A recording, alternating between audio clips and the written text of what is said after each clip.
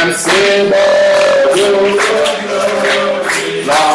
rejeté, pour moi je sais que c'est la parole confirmée par l'Esprit et la colonne. Oh, je sais que je ne suis pas perdu, chantons oh oui.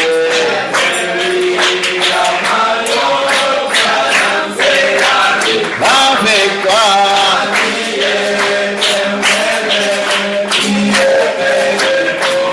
ah oui, la marionnette, madame, c'est la vie.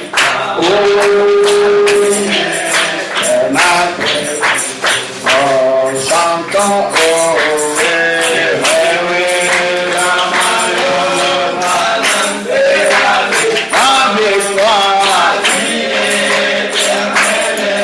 qui est prévue pour moi, ah oui.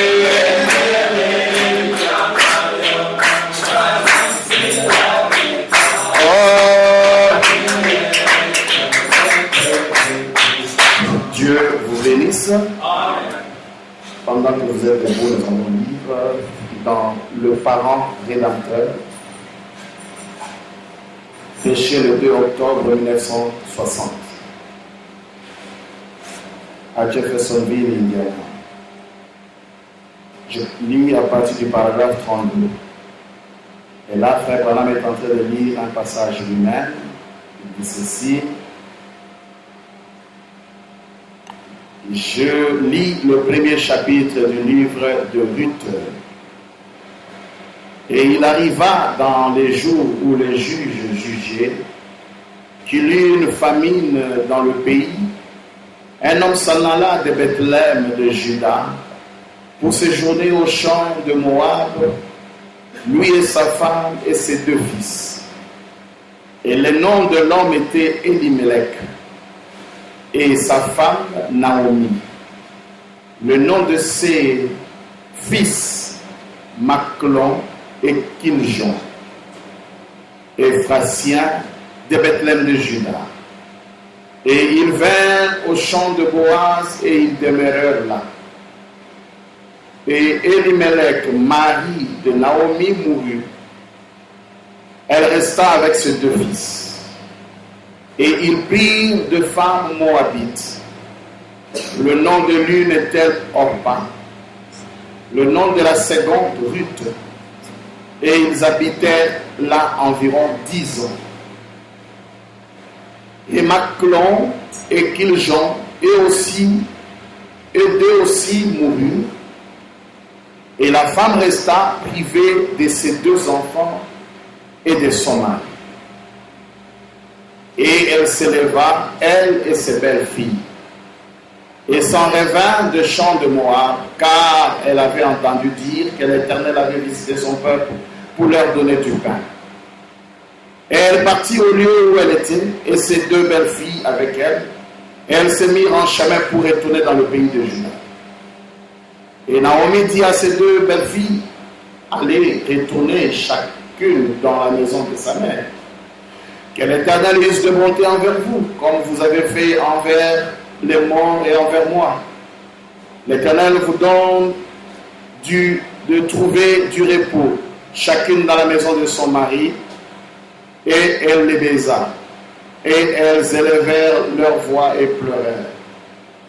Que le Seigneur ajoute ses bénédictions à la lecture de la parole pour le soir alors que je continue à lire. Et elle lui dit, non, mais nous retournerons avec toi vers ton peuple. Et Naomi dit, retournez mes filles, allez. Pourquoi iriez-vous avec moi? Ai-je encore de fils dans mon sein, de sorte qu'ils soient vos maris? Retournez mes filles, allez, car je suis trop vieille pour être à un mari. Si je disais que j'en ai l'expérience, quand cette nuit même je serai à un mari et que même j'enfanterai de fils, attendriez-vous pour cela jusqu'à ce qu'ils fussent grands? Resteriez-vous pour cela sans être un mari? Non, mes filles, car je suis dans une plus grande amertume que vous, car la main de l'Éternel s'est étendue contre moi. Et elles élevèrent leur voix et pleurèrent encore. Et Orpa baisa sa belle-mère. Mais Ruth s'attacha à elle. Et Naomi dit, voici ta belle-sœur est retournée vers son peuple et vers ses dieux. Retourne-t'en après ta belle-sœur. Et Ruth dit, ne me prie pas de te laisser pour que je m'en retourne d'avec toi, car où tu iras, j'irai, et où tu demeureras, je demeurerai. Ton peuple sera mon peuple, ton Dieu sera mon Dieu. Là où tu mourras, je mourrai, et j'y serai enterré. Ainsi m'efface l'Éternel, ainsi il y ajoute, si la mort seule me sépare, moi et de toi. Comme je dis, que le Seigneur bénisse la lecture de la parole. Nous sommes en train de tenter un atterrissage forcé. J'espère que ce dimanche, je ne vais pas rater. Pour terminer ce long sujet. L'impasse ou les impasses et la solution divine. Nous sommes en train de voir le caillou frappé, comment Christ pouvait mourir pour la seconde fois. Et alors que c'était prévu qu'il ne meure que pour une seule fois, on a déjà compris qu'il devait mourir dans le corps de son épouse. Amen. Comme Dieu, pour mourir la première fois, devait mourir dans le corps de son fils. Et Jésus, pour mourir, devait mourir dans le corps de son épouse. C'est l'attente, le corps de l'incarnation. Alors nous avons dit qu'il y a deux morts que Christ devait subir au travers de son épouse. Il y a la mort spirituelle que nous avons détaillée le dimanche, comment cela devait venir, jusqu'à ce qu'il aille prêcher aux âmes qui sont en prison. Alors nous voulons achever avec cette mort spirituelle, avec ce type de Ruth et Naomi. J'aimerais d'abord expliquer l'histoire triste de Elimelech avec sa femme qu'on appelait Naomi, avec leurs deux fils, Kiljon et Machlon. Il s'est passé quelque chose, mais pour que vous compreniez ce qui s'est passé, ils étaient à Bethléem. D'abord, ils vivaient là-bas, c'était une famille, une bonne famille. Ils vivaient là, à Bethléem. Et Bethléem signifie, comme vous le savez, la maison de pain de Dieu. La maison où Dieu envoie son pain. Et le pain a toujours été la parole de Dieu. Et ces couples étaient là-bas, à Bethléem, dans la maison du pain de Dieu. Et le pain qui est descendu du ciel, c'est le Fils de l'homme. C'est pourquoi Jésus a dit, si vous ne mangez pas de ma chair, il a dit, je suis le pain descendu du ciel. Vos pères ont mangé la manne et ils sont tous morts. Mais celui qui mangera de ce pain, il vivra éternellement. La maison de pain, c'était Bethléem, ils étaient là.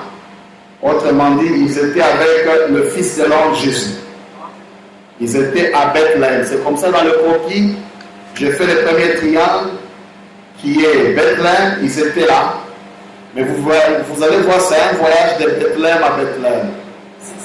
Parce qu'ils quittent Bethléem pour Moab et ils rentrent à Bethléem.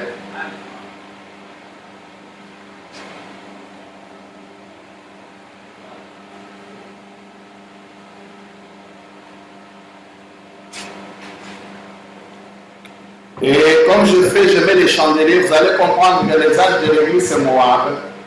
C'est Christ qui va vers les nations, les étrangers. Et ces couples devaient quitter Bethléem. Pourquoi? Eh bien, frère Branham a enseigné un grand enseignement. Il donne d'abord la signification du nom des enfants. Dans Le Parent Rédempteur, prêché le 2 octobre 60, au paragraphe 50, Frère Branham dit ceci. Là, nous allons comprendre pourquoi ces couples a quitté. Bon, cette histoire commence avec quelque chose du genre. Il y avait une aimable et douce femme, son nom était Naomi. Naomi signifiait plaisante. Plaisante. C'est ça la signification de Naomi. Plaisante.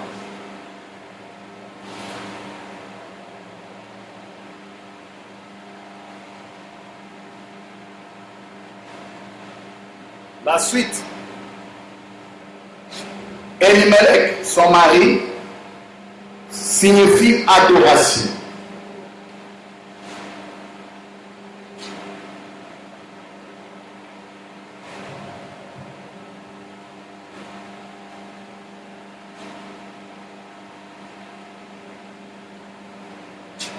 Écoutez maintenant, vous avez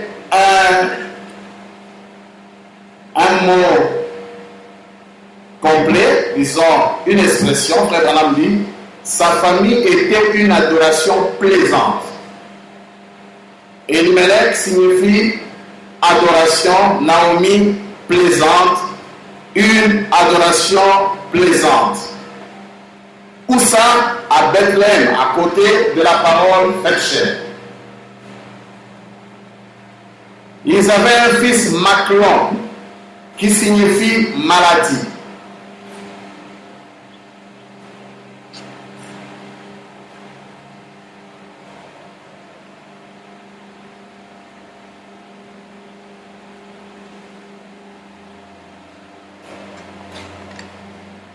Et un autre fils, Kiljon plutôt, Kiljon, signifiait inquiétude, tristesse ou mélancolie.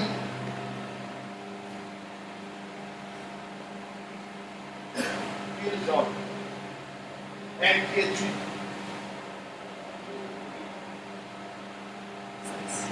Ou tristesse, on peut s'arrêter maintenant.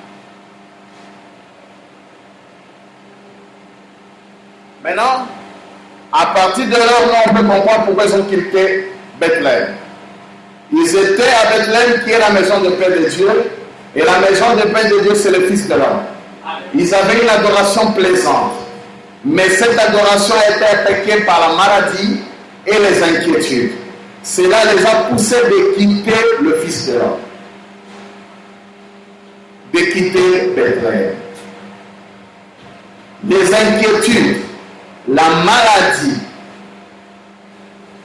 la tristesse, ces choses ont affecté leur adoration plaisante. Et il en est des cas, même maintenant. Les inquiétudes, eux qui étaient dans l'adoration plaisante, à cause des inquiétudes, proviennent des difficultés de la vie. Cela a produit la tristesse et l'adoration plaisante est devenue amère. Et la Bible dit que c'était la famille. Ils ne pouvaient plus voir la parole alors qu'ils étaient dans Bethléem. Et cela a attristé Christ. Ils étaient obligés de quitter Bethléem, d'aller dans un pays étranger. Oh frère, Branham dit, Dieu ne bénit jamais Israël hors de sa patrie. Et eux ont quitté Bethléem, ils ont quitté la parole faite chair à cause des difficultés, à cause des inquiétudes, à cause de problèmes. Nous avons chanté ici le dernier couplet de Je suis le croyant. Le dernier couplet, même si beaucoup aujourd'hui l'ont rejeté, pour moi je sais que c'est vraiment la parole confirmée et la colonne de feu. Je sais que je ne suis pas, même si beaucoup l'ont quitté, l'ont abandonné à cause de quoi? Des inquiétudes, de tristesse, de difficultés. Beaucoup l'ont quitté. Voilà Elimelech et Naomi, Maclon et Kiljon quittent la parole faite chair. Et ils vont dans le monde étranger. Et c'est ce que les Juifs avaient fait. Ils ont abandonné, Christ est venu, le pain de vie est descendu au milieu d'eux. Ils ont rejeté. La Bible dit, et la parole a été faite chair, il est venu vers les siens et les siens ne l'ont pas reconnu. Ils l'ont rejeté à cause de bien de ce monde, à cause des soucis de ce monde. Et voilà ce couple qui représente Israël, l'église juive, quitte la parole faite chair et ils vont dans les nations. Ils ont été dispersés, n'est-ce pas? Avec Titus, ils sont allés maintenant dans les nations. Et ils sont entrés dans les nations dans Moab. Nous sommes maintenant dans l'âge de l'olivier sauvage. Ils ont quitté l'olivier franc. Le voilà dans l'olivier sauvage. Pendant des années. Amen. Amen. Les inquiétudes, ce sont des choses qui tuent l'adoration plaisante. Beaucoup de gens ne parviennent plus à adorer leur Dieu à cause des problèmes et des inquiétudes. Or, la Bible a dit ne vous inquiétez de rien. La vie spirituelle, c'est un combat contre soi-même. La plus grande bataille jamais livrée, c'est d'être au-dessus des difficultés, au-dessus des problèmes qui te rangent soi-même. Être au-dessus. La parole, c'est cela. Être au-dessus dans l'adoration. Être au-dessus de problèmes et de difficultés. Donc, l'adoration plaisante ne doit pas être affectée par les circonstances de la vie. Paul à l'époque pouvait dire ça. Qu'est-ce qui me séparera de l'amour du Seigneur? Est-ce la mort? Est-ce la vie? Est-ce la famille? Est-ce la disette?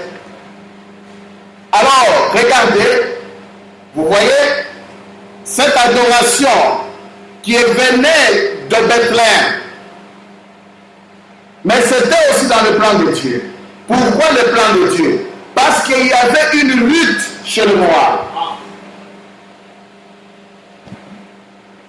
Il fallait qu'ils aient ces problèmes. Parce que toute chose concourt au bien de Dieu connaissait qu'il y avait une lutte. Maintenant, regardez. Ils sont chez les Moab, dans le champ d'autrui maintenant. Là, les Moab n'ont pas de pain de vie. Ils ont le pain de la mort. Leur Dieu païen. La parole corrompue. Le pain de la mort. Ils quittent Bethléem, la ville de pain de Dieu, à cause de problèmes. Ils se retrouvent dans Moab, là où il y a le pain de la mort. Ils laissent la source pour se creuser des citernes crevasses. Parce qu'il n'y a pas d'argent dans la poche. Parce que l'enfant n'a pas étudié. Parce qu'on n'a pas mangé. Parce qu'on n'a pas de business. Alors, on se fait des soucis. On a des problèmes, on attrape même la tension, on va chez le docteur, on voit qu'on a la, comment on appelle ça, l'hypertension. Et ça conduit à l'AVC. Le diable se réjouit, il bouge sa queue. Tac, tac, tac, tac, il bouge sa queue. Il bouge sa queue. Paul dit, qui me séparera de l'amour du Seigneur? Est-ce la mort, est-ce la vie? Nous, les croyants, nous abordons la vie avec un esprit positif de victoire. Même si on nous coupe la tête, nous allons toujours l'adorer. Même si je ne mange pas, je vais toujours l'adorer. Même si je meurs, je vais toujours l'adorer. Je l'aimerai toujours. Mais Branham va plus loin, dit, même si me dit, Branham, tu seras en enfer, je dirai, si cela te fera plaisir, envoie-moi en enfer. Voilà. Bethléem, ils ont quitté. L'adoration qui était plaisante est devenue une adoration triste. Les gens viennent venir avec la fête. Eh bien, notre sauveur. Ça m'a dit que nous sommes pas là. Ça pleurait là. On ne sait plus chanter avec elle. Paul dit qu'il y ait parmi vous qu'il n'y ait aucune racine d'amertume. Il ne faut pas perdre la joie du salut. Parce que notre vie c'est pour le salut. Il ne faut pas perdre la joie d'adorer le Seigneur, la joie d'adorer Dieu à cause des problèmes de ce monde. Il ne faut jamais perdre cela. Qu'on nous arrache le tout, qu'on nous arrache les habits, mais la joie de la vie éternelle, de la cité d'ivoire, on ne doit pas perdre ça. Pourquoi perdre ça? Amen, amen, amen. Même si on va me tuer après cette prédication, je glorifie le Seigneur. Amen, amen. C'est cela. Et on perdu ça. Ils ont perdu ça. Et quand ils sont arrivés là, Kichlon et Machlon se sont mariés. Ils ont épousé deux femmes connues, Orp et Ruth, qui étaient des étrangers, qui étaient l'olivier sauvage. Ils l'ont greffé dans la famille d'Elimelech, un juif. L'olivier sauvage greffé dans l'olivier franc. Amen. Maintenant, regardez, lorsque ils les ont mariés, la maladie qui est Maclon est morte. L'inquiétude qui est Kichlon sont morts. Et directement, ils ont l'information qu'à Bethléem, il y a l'abondance de la parole, l'ouverture de la parole, le troisième jour. On leur dit, oh mais là où vous avez quitté, à Bethléem, il y a la saison de l'orge. Le blé du pays est arrivé. D'où ils se sont dit, oh, alors rentrons à Bethléem. Rentrons. Donc, rentrer là, c'est pas fait comme ça. C'est de Bethléem à Bethléem. De Christ à Christ. Du soleil au soleil. De la venue à la venue. De Jésus à Jésus. Amen. Ils doivent rentrer à Bethléem. Pourquoi? La maladie qui a rongé leur adoration est morte. N'est-ce pas, Maclon? Les inquiétudes sont mortes. Alors qu'est-ce qu'il faut? Rentrons chez nous. C'est ici, à l'âge de la mort. Smith, c'était amertume. Thyatire, c'était vraiment la mort de la sémence.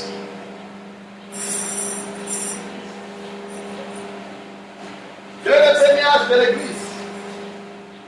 C'est là où ils ont quitté Bethléem et jusqu'à la mort de toutes ces choses-là. La mort a régné. La tristesse et la fausseté.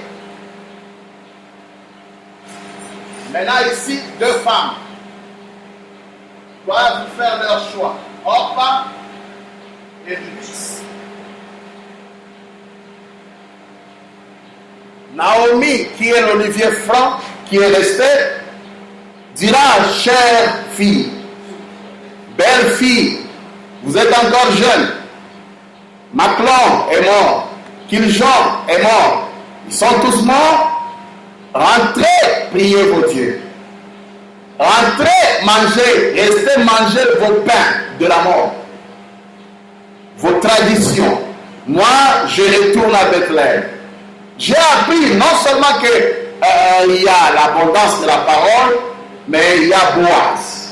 Le parent rédempteur est là. Je dois rentrer parce qu'il a le droit de rachat.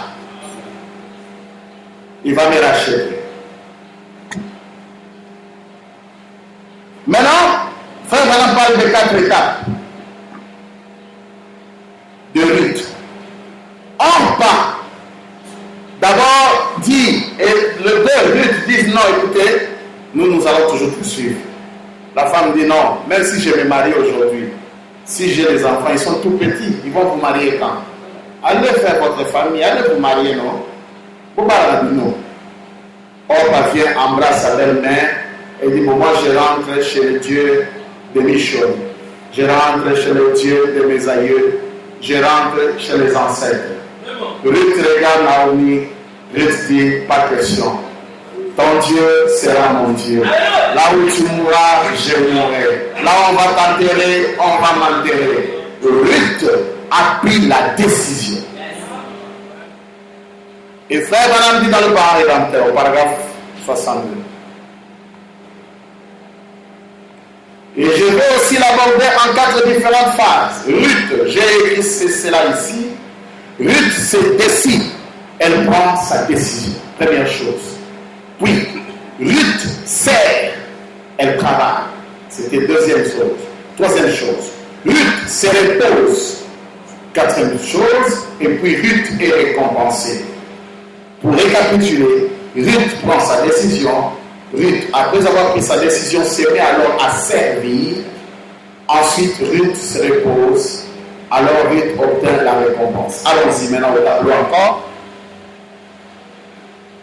Orpa, cette église dénominationnelle, la fausse sémence livrée et restée rentrée à adorer les dieux païens.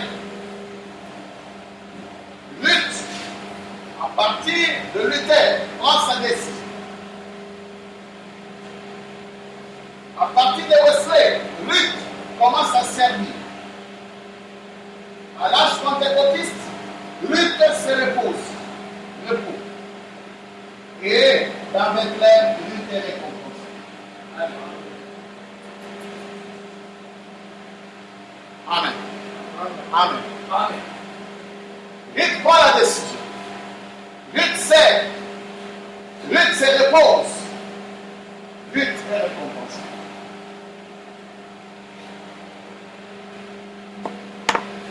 Frère Branham dit la décision, c'était la justification. Amen. Elle ne connaissait personne avec elle. Elle était une jeune et belle fille. Elle pouvait rentrer vers ses dieux et faire sa vie, faire son petit commerce. Mais elle s'est décidée, quelque chose de difficile. Non, je pars avec toi, Naomi. Je vais suivre ton Dieu. Je rentre avec toi à Bethléem. Je vais à la rencontre de la parole faite chair. Amen. Amen. Amen. Je vais voir Boaz aussi. Donc, il y a d'abord la décision. Le travail, c'est quoi? Ah, maintenant écoutez. Le travail, c'est quoi? Frère Branham dit c'est la sanctification. La Ruth, quand il est arrivé, quand elle partait, bien que là, le frère Branham a parlé de ça sans vraiment, il n'a pas voulu préciser les choses à travers les âges, il dit qu'elle devait entrer dans le champ de Boaz. En réalité, déjà à partir de l'âge de Pergame, non, Thyatire, après Thyatire, il y a quoi? Philadelphie, non pas Philadelphie. Oui. Oui. Nous avons Éphèse, Smyrne, Pergame, Thyatire, Sardes. Voilà. Déjà, le blé commence à pousser. À partir de là, c'est la tige, n'est-ce pas? Donc, c'est le champ déjà de Boaz. Le champ de Boaz qui était déjà là. Amen. Vous voyez? Parce que les grains viennent sortir là-bas. Là-bas, c'est l'âge de la Pentecôte. Très bien. Alors, elle s'est mise à travailler, disons frère, le parent rédempteur, paragraphe 101, toujours du 2 octobre 60. Ensuite, remarquez, elle n'avait pas la vie facile. Voilà. Après la justification, c'est la sanctification. Mes frères et sœurs, là, les choses deviennent difficiles. Là, vous êtes appelés à faire des concessions. Là, vous êtes appelés à changer. C'est ça le travail. Ruth a pris la décision, mais ce n'est pas arrêté. Après la décision, elle devait travailler. Écoutez, frère, maintenant. Elle n'avait pas la vie facile. Et après être devenu chrétien, c'est difficile. Amen. Après être devenu chrétien, c'est difficile. Parce que d'une vie de gaieté et de plaisir mondain, vous devez vous adapter à une vie de consécration à Dieu. Vous devez vous réadapter, passer d'un côté à l'autre. Après la justification, c'est là où le Saint-Vrai commence à vous dire ne faites pas ceci. Ne frisez pas vos cheveux. Ne faites pas ceci. Les garçons ne faites pas ça. On devient légaliste. Après la justification, la sanctification, c'est le service. Ruth qui commence à servir. Amen. Amen. Il dit, et Ruth a dû passer d'un pays d'abondance et où tout était respecté à un peuple qui s'est moqué, qui s'est rié d'elle. Dans ce pays, elle a glané. Elle a commencé à glaner, c'est ça le service. Elle n'a pas glané lorsqu'elle est arrivée dans la récompense. Non, non.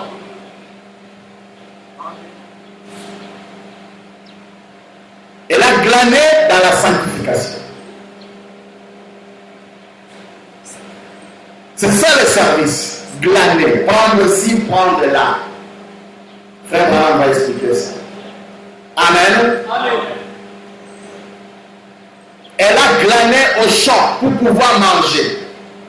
Et elle la mettait dans son cale et en rapportait à la maison. Les battait en faisant du pain pour se nourrir, elle et sa belle-mère. Tandis qu'elle était là à glaner. Ils virent à découvrir où qu'elle s'en allait glaner. Elle prit donc sa décision. C'est elle qui décida. Maintenant, la chose suivante qu'elle avait faite, c'est de servir. Et c'est ce que l'Église doit faire. L'Église, après avoir pris la décision, se doit de servir. Servez Dieu conformément à son diagramme, conformément à son plan. Vous devez servir Dieu. Ruth, prenant sa décision, maintenant Ruth, servant conformément à sa décision. Maintenant, surveillez juste un moment. Elle part maintenant glaner au champ. C'est ça le service. Amen. Nous sommes au paragraphe 133, le parent rédempteur. Maintenant, il était le seul à pouvoir lui donner du repos. Qui? Boaz. De ce dur champ de glanage. Et oh, c'est si beau quand Boaz, quand il a aperçu dans le champ, il ne faut pas que je manque ceci. Boaz l'a aperçu dans le champ. Pendant qu'elle glanait, il dit, regarde. Il dit, qui es-tu dans le champ? Elle répondit, mon nom est Ruth. Oh, la Moabite qui est venue s'établir parmi nous. Elle dit, oui, j'ai entendu parler de toi. Ne va pas dans un autre champ. Amen. Amen. Seulement dans le champ de Boaz. Frère Branham dit, j'aime cela. Ne va pas d'une mission à l'autre. Reste ici même dans mon champ. Reste avec les miens. Il l'aimait. Reste ici, reste avec moi. Ne va pas courir d'un endroit à l'autre. Amen. Reste ici. Si vous croyez le message, accrochez-vous à lui. Amen. Voyez, Amen. quel que soit le prix, Amen. Amen. restez juste avec cela. Continuez. Si cela veut dire sacrifier ceci, cela ou autre chose, et que je dois cesser de boire, que je dois cesser de voler, de mentir, je vais juste rester avec cela. Voyez les services. Amen. On commence à se donner une discipline. Il n'y a pas le pique-nique dans la parole de Dieu. Non, non. Où on peut faire n'importe quoi, boire, s'enivrer, danser n'importe quelle musique. C'est une vie de consécration. Les enfants de Dieu ont toujours été des enfants consacrés. Et c'est ce qui attire la présence de Dieu. Amen. Une vie sanctifiée. Le service. Après avoir cru, même si tu aimais une chose, tu dis, mais pour le Seigneur, j'abandonne ça. C'est ça. Pour le Seigneur, j'abandonne ça. Amen. Qu'on me traite d'une vieille démodée, Mais moi, je le fais pour le Seigneur. J'abandonne ça. J'abandonne ça. C'est ça, servir. Vous servez. Amen. Et puis, après le service qui est la sanctification, vient le repos. Lisons Job, serviteur de Dieu, prêché à Arizona, le 23 février 1955 au soir, à partir du paragraphe 51, une longue lecture, on va descendre.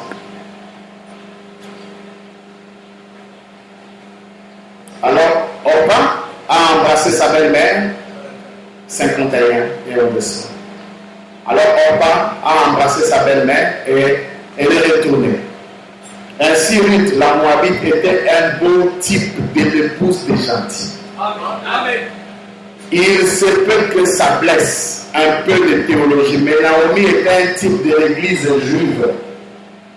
L'église juive orthodoxe qui a perdu ses biens. Et Ruth est le type de la femme de nation, ce qui est un type de Christ qui prend l'église de gentils. Alors Naomi, quand elle était sur son chemin, Ruth n'a pas voulu retourner. Et elle a dit, maintenant écoute, je suis vieille. Et quand bien même j'avais des fils, tu ne pourrais pas les attendre. Rentre chez toi et marie-toi et trouve-toi un mariage. Elle a dit non, je ne retournerai pas. Elle a dit retourne auprès de tes dieux et dans ta patrie. Elle a dit j'irai où tu iras. Ton peuple sera mon peuple. Ton Dieu sera mon Dieu. Où tu habiteras, j'habiterai. Où tu mourras, je mourrai. Où tu seras enseveli, je serai enseveli. Premièrement, l'église des gentils voit la promesse de Dieu. Elle prend l'engagement de tout abandonner pour suivre Jéhovah Dieu. Voyez-vous cela? Amen. Naomi s'est retournée, elle a vu qu'elle était persistante. Elle est rentrée au pays. Et quand elle est revenue à Bethléem de Judée, quand elle y est revenue, les gens de Bethléem ont dit, voici Naomi. Elle a dit, ne m'appelez pas Naomi, ce qui signifie la douceur. A-t-elle dit, appelez-moi Mara, ce qui signifie l'amertume, car c'est ainsi que l'Éternel m'a traité. Eh bien, ce qu'il y a de beau à voir là-dedans, c'est que quand elle est revenue, écoutez, elle en tant que type de l'église juive, quand elle est revenue, elle a ramené avec elle Ruth. Elle n'était plus seule. Amen. Elle l'a amenée avec une autre église. L'olivier sauvage. Amen. Et qui est Naomi ici? Le 144 000 juifs. Amen. Et Amen. Et Ruth, l'olivier sauvage, accroché à l'olivier franc, à Naomi. Elle a ramené avec elle Ruth et elle est arrivée, écoutez, celle-ci, c'est cela. Elle est arrivée à la saison de l'orge. Voilà. Juste au temps où l'on battait les grains. Et c'est exactement ainsi que l'Église va rentrer aujourd'hui. Juste au début de la saison de l'orge. Elle avait vu la saison précédente. Mais ceci était une nouvelle saison. Après une longue période de sécheresse, la période de Moab, les âges de l'Église. Un type de l'Église des gentils, ou plutôt de l'Église juive. Amen. Je saute un peu. Et quand ils sont arrivés là-bas, c'était la saison de l'orge. Le grand battage était en cours. Et elle avait un parent proche du nom de Boaz. Et Ruth est allée glaner dans le champ. Et elle a été conduite vers le champ de Boaz, qui était le parent. Et quand elle est allée glaner, un type de l'église des gentils qui prend la Bible, virgule, l'Ancien Testament, virgule, pour apprendre au sujet de Dieu. Virgule. Elle, une païenne, donc, vient apprendre au sujet de Dieu. C'est ça que la nuit. En prenant les types, vous ne pouvez pas faire vos propres types. Vous prenez le type du prophète. Elle prend ce type depuis l'Ancien pour comprendre, pour aller à la récompense. Elle n'a pas glané à l'étape de la récompense. Amen. Amen. Et pendant qu'elle était en train de glaner dans le champ, conduite par le Saint-Esprit, à aller glaner dans ce champ, alors Boaz est arrivé. Boaz était un type de Christ, car il était le maître de la moisson, celui qui supervisait toute la moisson. Et remarquez aussitôt qu'elle a regardé dans le champ et qu'elle a vu cette jeune fille de gentille, il est tombé amoureux d'elle. Pourquoi? Elle glanait derrière le moissonneur. C'est ce que l'Église doit faire. Ramasser un peu ici, un peu là-bas, en glanant, lire là, voir ce que Job a fait, ce que les autres ont fait et comment la voie de la rédemption a été tracée. C'est ça glaner. On prend le type dans l'Ancien Testament, Job là, voilà, c'était Joseph là, Joseph, Tavnat Panéa, Joseph est un nom nouveau. On glane, on prend le type, le fait tel que le prophète l'a donné. Amen. On ne glane pas dans le message de Branham, on glane dans la Bible. Amen. Amen, amen, amen. On ne glane pas dans le message au temps de la récompense. On glane dans la Bible, dans l'Ancien Testament, pour comparer. Amen. Donc on peut ici, un peu là-bas, en glanant, lire là, voir ce que Job a fait. Amen. Ce que les autres ont fait. Et comment la voie de la rédemption a été tracée. Ramasser cette petite glanure derrière l'église juive. Voyez-vous ce que je veux dire? Ces gars qui étaient en train de mourir représentaient la vie immortelle, la vie éternelle pour nous provenant de la parole de Dieu. L'homme ne croit pas de pain seulement, mais de chaque parole qui sort de la bouche de Dieu. Amen. Amen. Et en lisant toujours, et il est allé auprès d'elle, ça c'est Boaz. Et il lui a annoncé la paix. Et il a dit, ne quitte pas ces champs. Oh, on a mon qui a 500 jours. Ne quitte pas ces champs. Ne quitte pas ces champs. Reste dans les champs.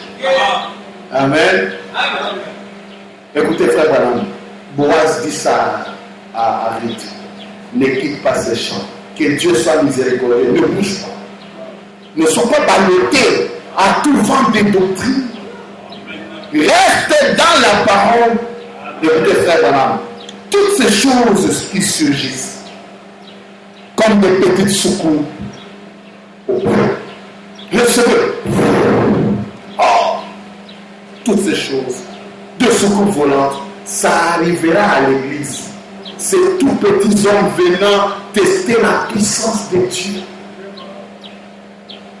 Tous ces fanatismes viennent rester dans la parole. Il a dit, restez là même. Ne soyez pas ballottés.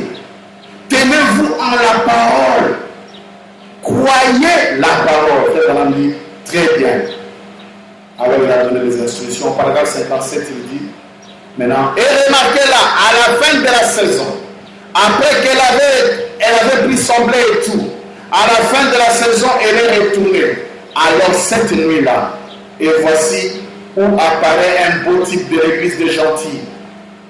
Je veux dire la véritable église de gentils.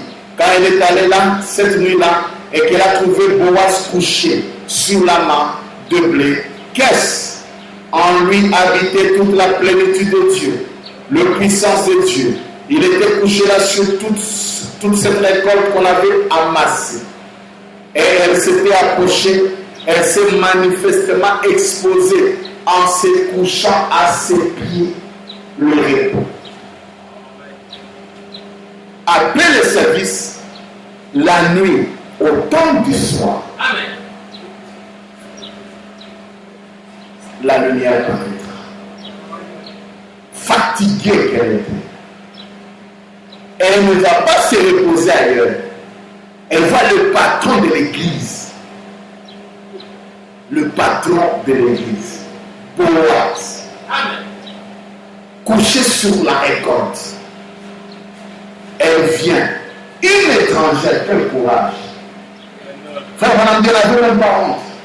Tu t'imagines quand tu vas que tes pas, tu dors, au lieu quand tu mourras dans ma colonne, à la libération. C'est quoi ça? Quel courage! Elle se repose. Le repos. Frère, madame dit quoi?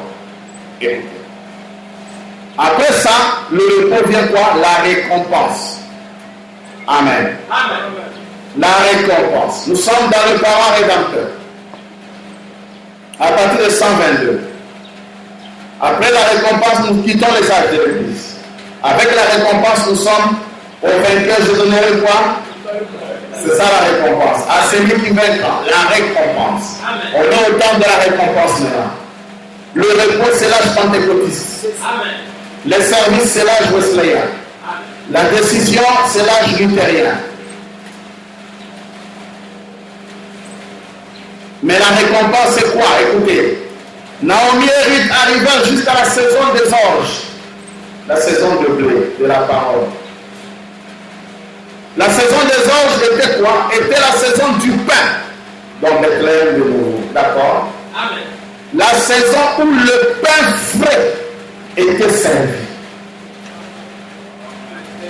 Et l'Église, dans ces derniers jours, à travers les 2000 ans d'enseignement païen et tout, est arrivée à la saison des orges, à la fraîcheur de la vie, au pain nouveau. Amen. Amen.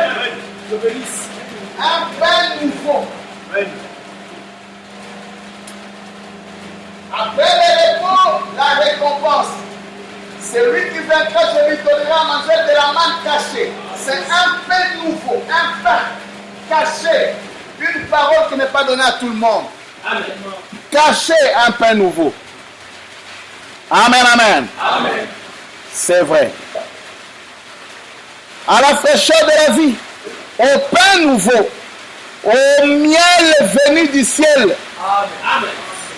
Russell, tu parles d'un pain croûté du miel, au miel. C'est cela, le pain du ciel. Je suis le pain de vie. Vos pères ont mangé la manne et ils sont morts.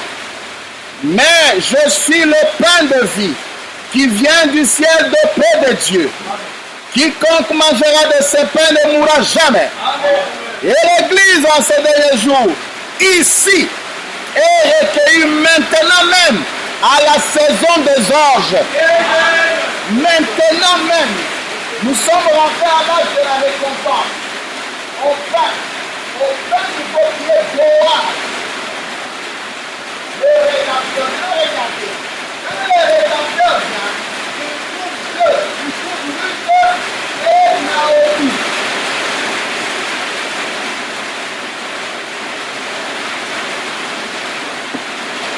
Ah, si vous n'écoutez pas, il faut avancer, sinon je ne serai pas crié.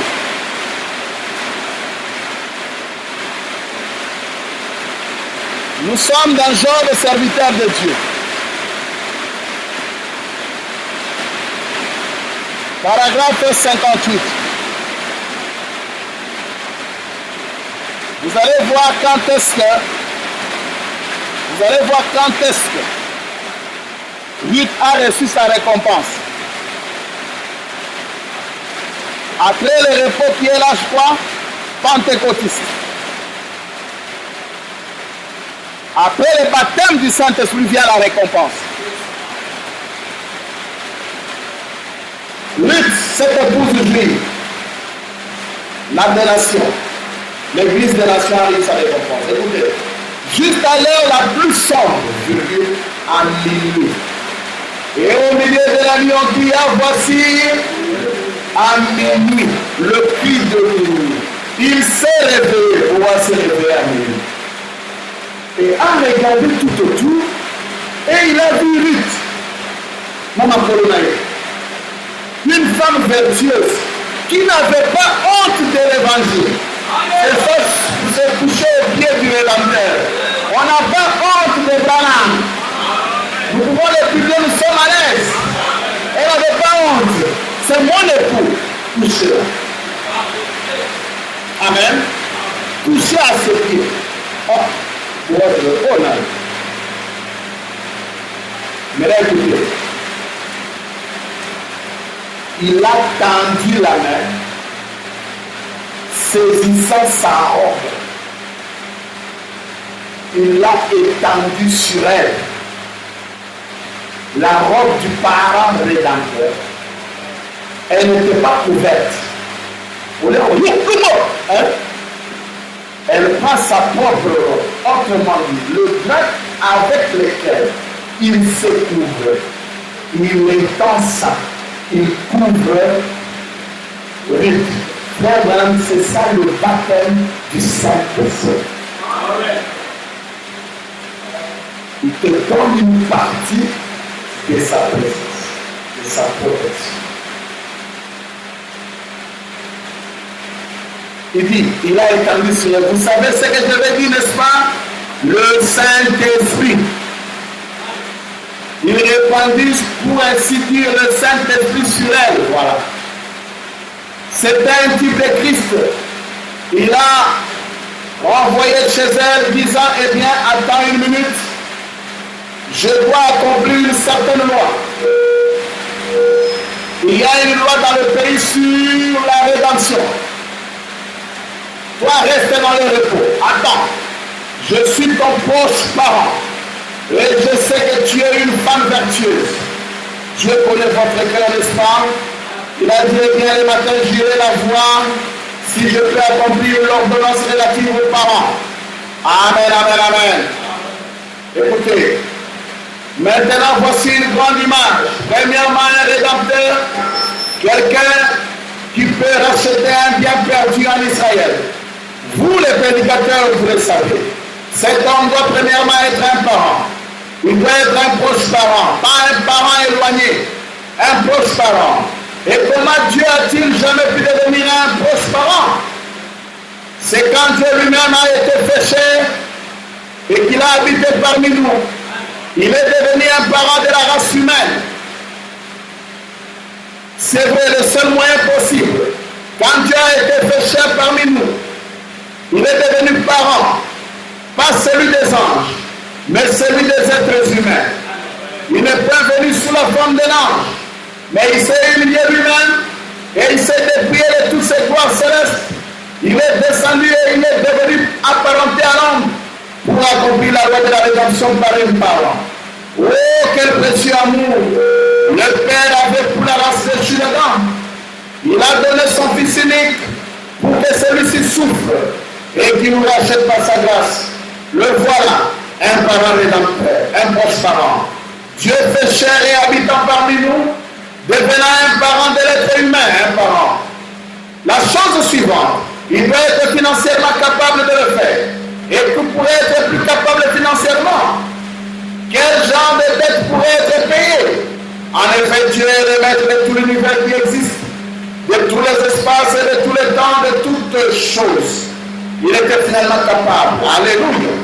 Mais comme il était sous la forme de l'esprit, il ne pouvait pas le faire parce qu'il était esprit et l'homme était humain. Et l'esprit a été péché et a habité parmi nous pour devenir notre parent en vue de nous racheter. Voyez-vous cela? Amen. Remarquez, la guerre était étendue jusqu'à vous ce soir. Quand Dieu s'est dépouillé lui-même, il a quitté le palais d'ivoire, il a pris la forme d'une chair pécheresse, s'humiliant pour descendre, pour devenir parent du plus pauvre mendiant qui existe au monde ce soir, et devenir son parent. Jéhovah lui-même, devenu parent du mendiant, le renard en bétanien, les oiseaux ont des nids, mais le Fils de l'homme n'a pas de place pour reposer sa tête. Il naquit dans une crèche, une fille émaillotée, pourtant il était le prince même de la gloire, le soleil levant d'en haut, Il s'est humilié, se l'abaissant, descendant, pour devenir parent des pécheurs. Pensez-y, comment pouvez-vous rejeter cet amour incomparable? Amen. Comment allez-vous dissocier la croix de Jésus à William Alogana? Comment allez-vous faire avec cette citation? Comment? Si vous ne voyez pas la même personne, vous avez mal vu. Amen. Vous êtes en erreur. Qu'était-ce?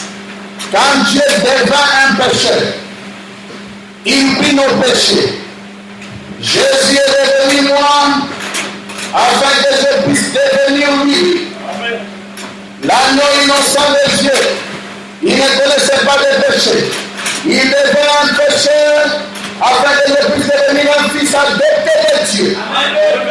Amen. Amen. Voilà le tableau de la véritable rédemption. Comment est-il descendu? Digne, s'étant déplié sans raison, sans groller, s'étant humilié, s'étant rabaissé dans une chair de péché. Il s'est revêtu non pas de la nature des anges, non pas de la nature de Dieu, il s'est revêtu de la nature de l'homme, afin qu'il puisse marcher en compagnie de l'homme, manger avec l'homme, dormir avec l'homme et mourir pour l'homme. Vous y êtes? Amen. Tous les plans depuis le début, l'agneau de descendage, le voilà, le pain de vie, ici sur la terre.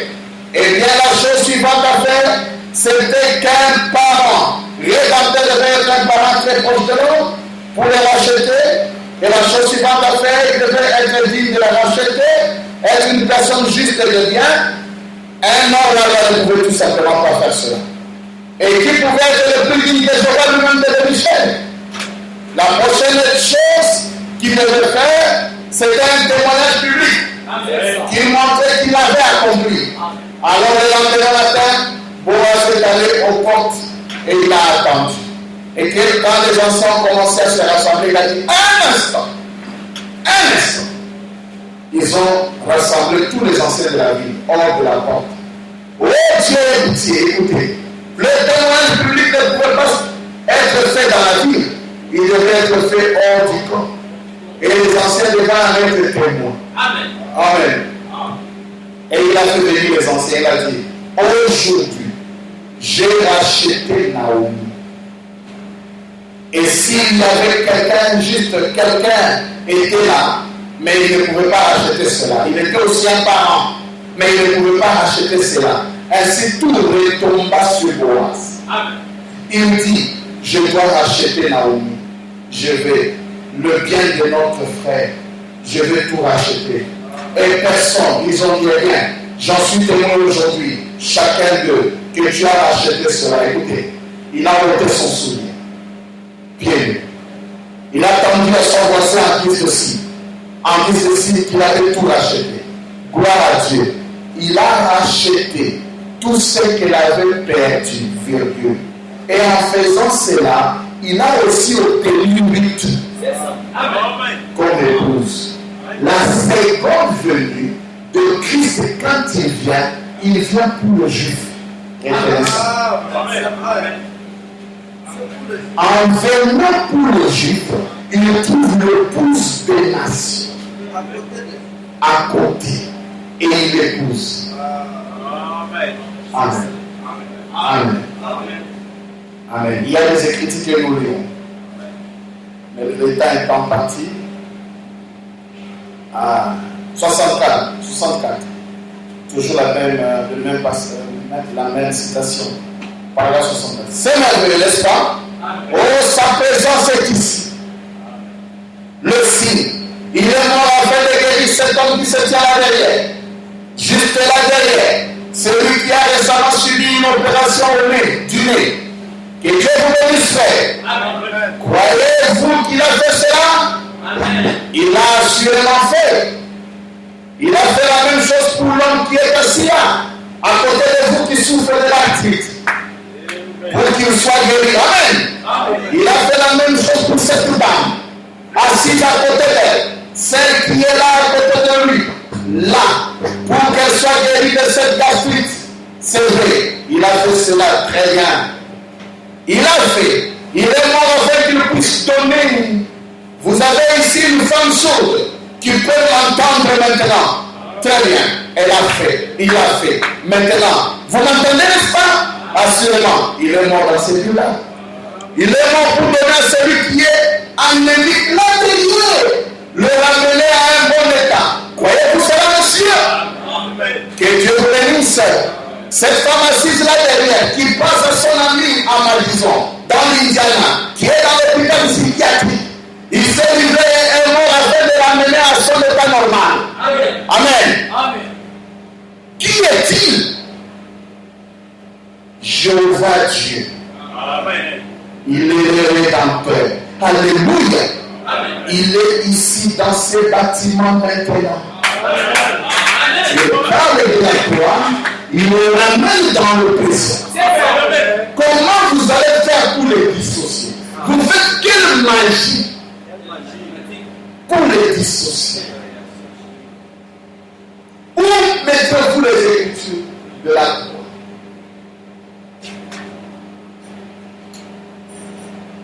De Bethléem, la première venue, à Bethléem, la deuxième venue. Amen. Boaz qui descend, qui trouve Ruth et Naomi. Il est ici dans ce bâtiment maintenant, confirmant sa parole. Il vit et règne. Il est le rédempteur venu de Dieu. Il est mon parent. Il est devenu mon frère. Il est mon Dieu. Il est mon sauveur. Il est mon roi qui vient. Il est mon guérisseur. Il est mon père. Il est ma mère. Il est tout ce que j'ai dans ce siècle. Et dans le siècle à venir. Amen.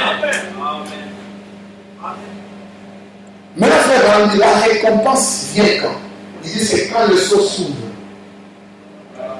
que nous avons notre récompense. Au vainqueur, à celui qui vaincra, je donnerai. C'est à l'ouverture de sceau. Là, nous sommes Apocalypse chapitre 5. Deuxième partie. On va arrêter, on continuera. Nous sommes à partir du paragraphe d'abord 103. Et puis on prendra 108, 109, 110, etc. Bien, maintenant, je désire commencer juste là aujourd'hui. Par Ruth et Boaz. Maintenant, il y a 4 étapes ou 4 points de jonction dans l'histoire de Ruth et Boaz. Premièrement, c'est Ruth prenant la décision. Combien ont déjà entendu prêcher ce message? Faites voir vos-mêmes. Je sais que vous tous, je pense, je l'ai apporté ici et on l'a enregistré sur bande et tout le reste. Premièrement, Ruth devait décider si oui ou non elle irait dans ces pays avec Naomi. Elle devait prendre une décision. Ensuite, une fois arrivée là-bas, la chose suivante qu'elle a dû faire, c'était de servir là dans le champ de Boaz. Elle glanait pieds nus. Après le moissonneur, elle servait. Puis après avoir trouvé grâce aux yeux de Boaz, elle dut alors attendre jusqu'à ce que Boaz eût fait valoir son droit de rachat en tant que parent, pour répondre tout ce que Naomi avait perdu, pour faire entrer Ruth dans le Moabit. Et enfin, l'étape suivante, c'est la récompense de Ruth. Maintenant, observez Ruth prenant la décision parfaitement. Sans Ruth. Maintenant, Ruth passa par la même chose que lui dirait le Moabite quand elle passerait de l'autre côté pour aller en Israël chez cette bande fanatiques. Voyez-vous, elle dut prendre une décision. Elle dut décider et vous devez décider. Finalement, quand elle eut pris sa décision, elle entra dans le nouveau pays. Maintenant, ça, c'est la justification. Est-ce vrai? Maintenant, observez cette église. Oh, c'est parfait. Vous savez combien m'ont entendu prêcher sur la sémence d'Abraham, montrant la justification, la sanctification, le baptême du Saint-Esprit. Maintenant, voyez si c'est vrai ou faux. Amen. Au paragraphe 112. Maintenant, la chose suivante qu'elle dut faire, c'est de travailler. Elle devint légaliste. Elle dut travailler à son salut avec crainte et tremblement. Comme vous l'avez fait, elle alla dans le champ. Elle mit ses vêtements, alla dans le champ et glana après les servants, afin d'obtenir de la nourriture qu'il a fortifiée pour ces jours-là. Et c'est vrai, que faisait-elle? Elle essayait d'obtenir la famille de Boaz. Ainsi, elle se fait un chemin à travers l'étape du légalisme. Voilà, vous devez arriver là. Être légaliste aussi. Et puis, là où je voulais lire, 118. Ensuite, qu'arrivera-t-il? Ruth fut récompensée. Écoutez, c'est à ce moment-là que nous serons récompensés. Point. C'est ce que ces livres scellés de cette chose nous exposent. La récompense. Amen. Quelles sont ces choses? Ce sont des mystères. Quand tu as droit au mystère, à la main cachée, tu es récompensé. Amen. La récompense. Amen. Amen. La récompense. Maintenant, pourquoi je dis ça? Donnez-moi le premier. Parce que nous parlons de la première mort. Je sais que vous ne pouvez pas faire le lien juste. Regardez. Selon le plan, Ruth devait accepter Boaz. Mais nous sommes dans un cas de figure ici chez nous, dans ce temps de la fin, où Ruth n'accepte pas Boaz. Est-ce que vous comprenez le problème? Quand Boaz vient pour acheter Naomi, il veut épouser Ruth refuse. C'est ça, c'est que c'est pas ça. Alors que le type, donc il y a une fausse Ruth et une vraie Ruth. Vous savez moi? Alors c'est là, écoutez.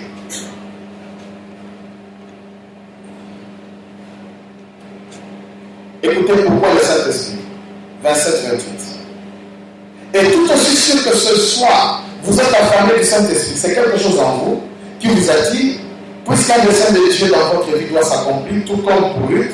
L'histoire est si belle. Je ne peux tout simplement pas m'en détacher en ce moment. Vous connaissez la loi du rachat. Selon laquelle, quand Boaz, vous connaissez l'histoire de Ruth, qui glanait dans les champs et qui a trouvé grâce devant Boaz. Et avant de pouvoir l'épouser, il a dû racheter tout ce que Naomi avait perdu. Avant d'épouser Ruth, il faut racheter Naomi. Il vient pour acheter Naomi et il épouse Ruth. Amen. Mais regardez, nous sommes dans la fête de trompette. 250. Maintenant, nous rentrons dans Lévitique 26. Amen. Amen. Nous sommes là, écoutez, 250 dans la fête de trompette. Remarquez ici dans Lévitique 26. Maintenant, l'ordre d'enchaînement des Écritures a pris la longue période de la Pentecôte. Moab. Amen. Amen. Amen. Où se termine, qui se termine par appel à sortir de l'épouse. L'épouse est appelée à sortir par un serviteur point. Le rejeter, virgule, ensuite, qui s'est fait connaître à Israël. Amen. Il devient rejeté par qui? Par Ruth. Il vient en Lévitique 26. Amen, amen. Il vient pour se faire connaître à Israël, leur montrer le plein, mais il devient le rejeté. Qui le rejette? Pas Naomi. Cette fois-ci, c'est le pas Naomi qui quitte Bethléem. Ici, c'est Ruth, la fausse Ruth, qui rejette le pareil. Amen. Qui est la crucifixion. Amen. La mort. Amen. De Boaz. Amen. Écoutez. Après la longue période de la Pentecôte, amen, qui se termine par appel à sortir de l'épouse, l'épouse est appelée à sortir par un serviteur, le rejeter, ensuite qui se fait connaître à Israël. Amen. C'est ça la fête de l'expiation. Remarquez ici, c'est la même chose que dans Lévitique chapitre 16. Là, quand il a établi l'ordre d'enchaînement de la fête de la Pentecôte ou de la fête de l'expiation, mais ici ils sont appelés, oh, comme c'est parfait. Saisissez le prédicateur. Voyez, ne manquez pas, ministre. Dans cette fête de la Pentecôte qui est représentée dans Lévitique 23, 26 ou 23 et 24, c'est une fête de demain. Pas une fête pour immoler. Les rejets de Boaz, ce n'est pas l'immolation. C'est un trait. Vous êtes avec moi? C'est pourquoi j'ai pris toute cette peine de parler de l'histoire de Ruth et de Boaz. Je voulais juste faire les liens avec Lévitique 26.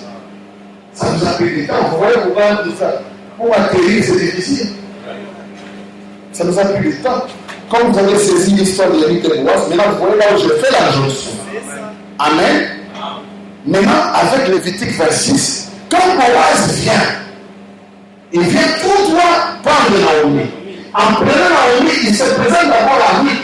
Pendant le temps de repos de Ruth, d'abord au Moulaï. Ruth d'abord à Paul, il repos dans le Moulaï.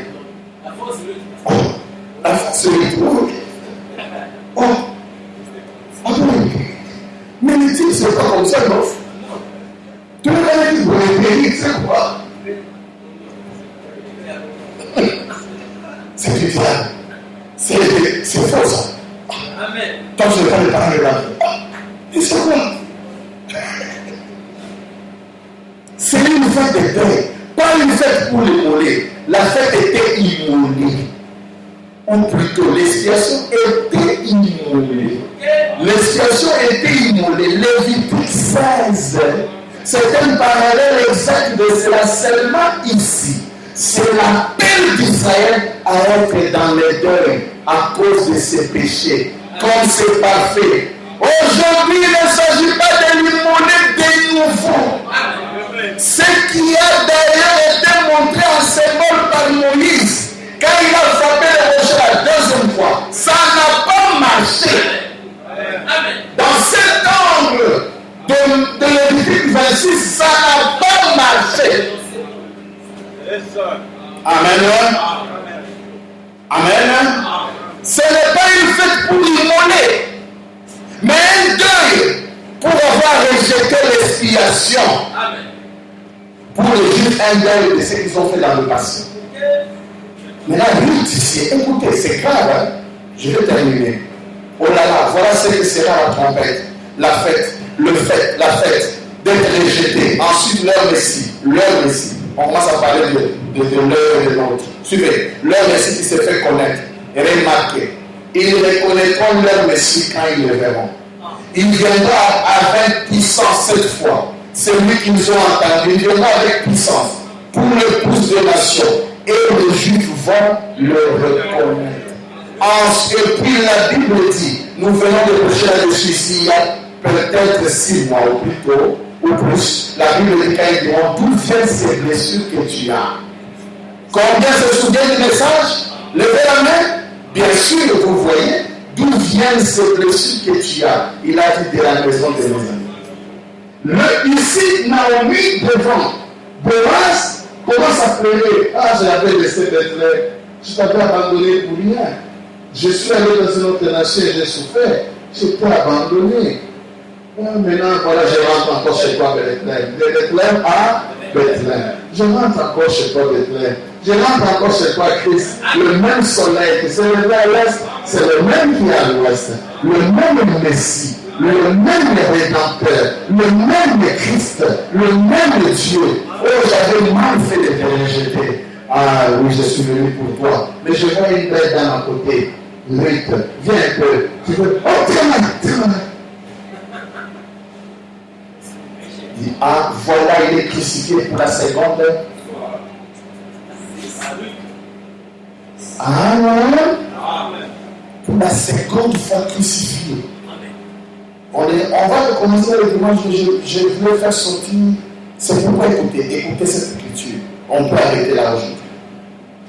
Nous sommes dans la source, dans les cibles de la vie de Gabriel. Nous sommes au paragraphe 86. Écoutez. Pour expier l'iniquité, c'est faire ce qui est mal. Comme ils l'ont fait à la croix.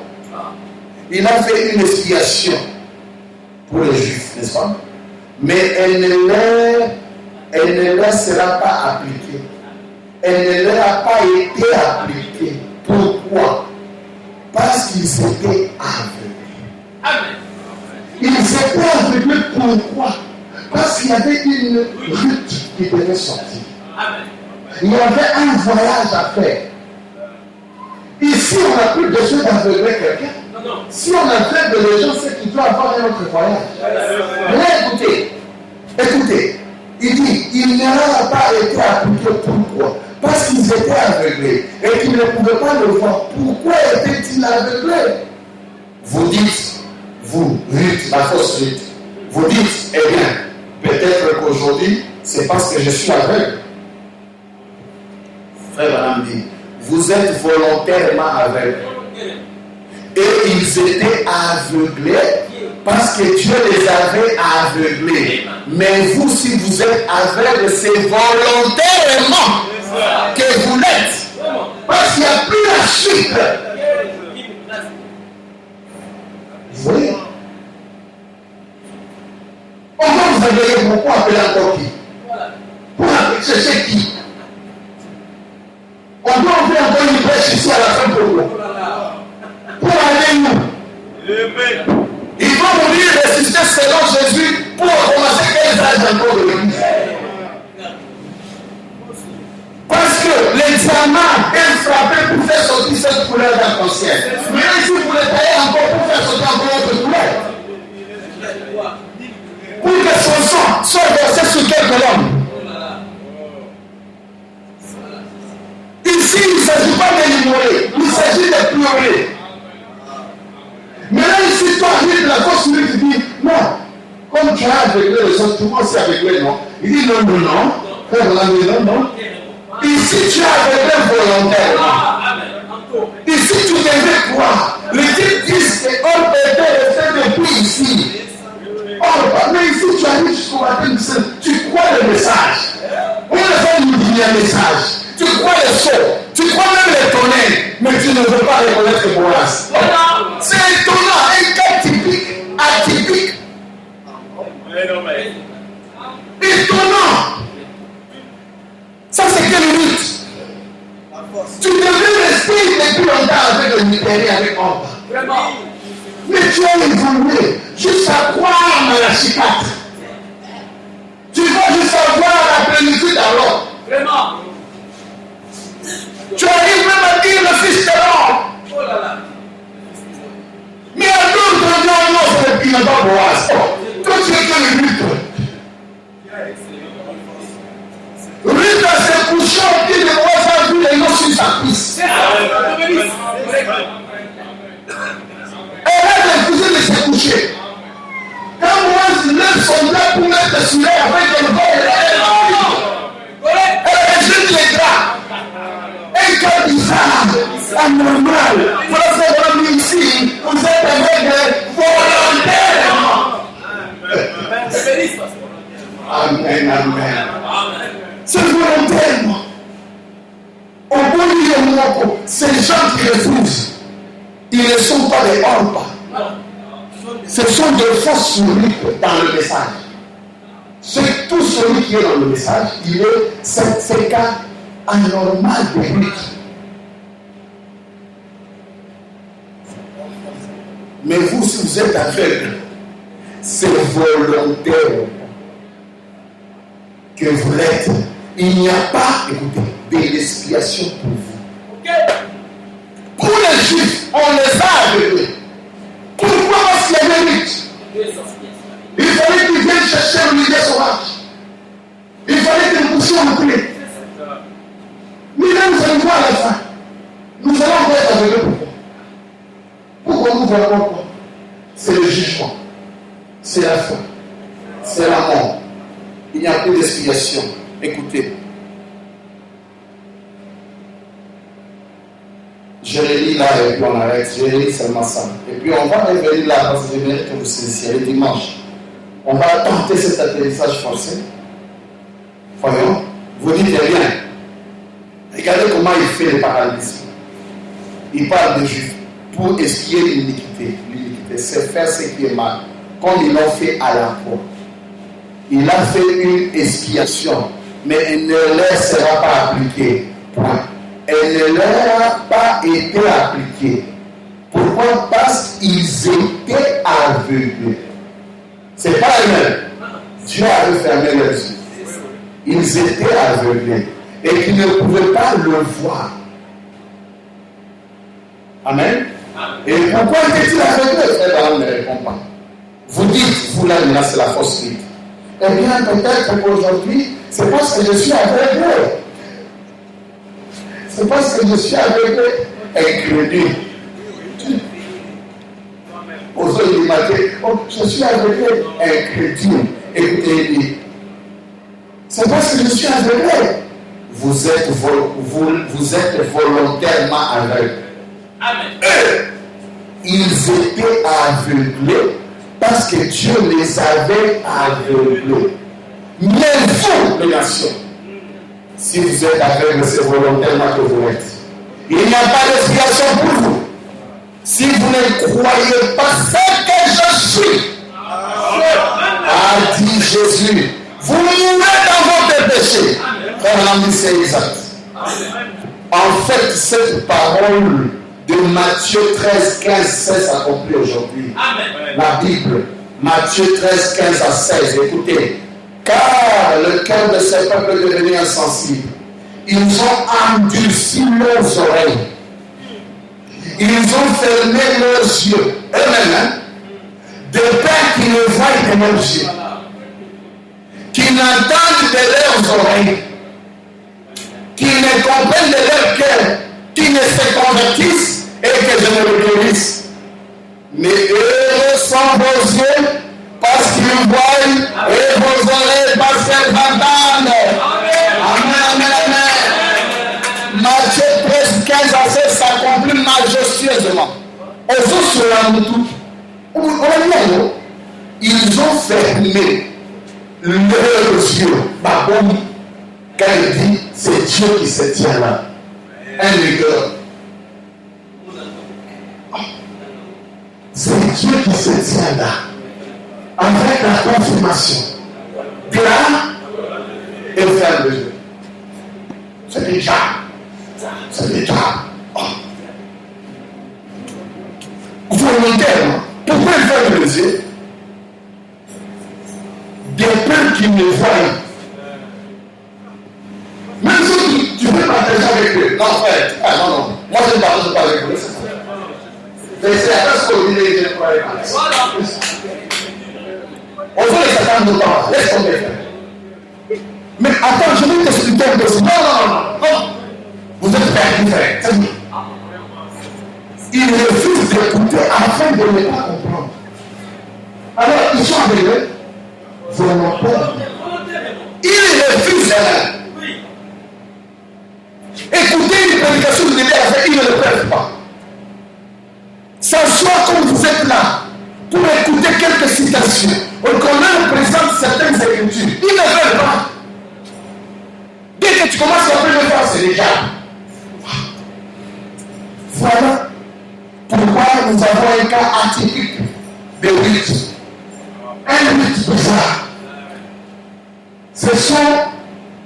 C'est l'escroquerie spirituelle. Le rite là, c'est ça. Elle n'est pas rite. Un cas qui n'a pas de type dans l'histoire de rite.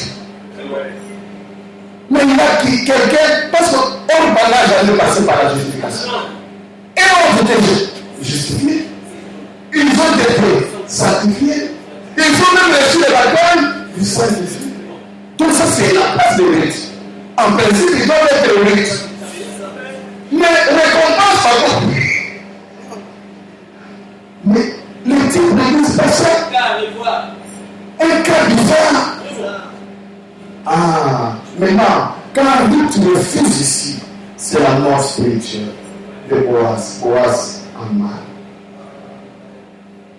C'est ça la crise. Maintenant, ici, ce ne sont pas les juifs qui l'ont crucifié. C'est la fausse rite, la fausse église, le faux croyant. Ils l'ont crucifié pour la seconde fois.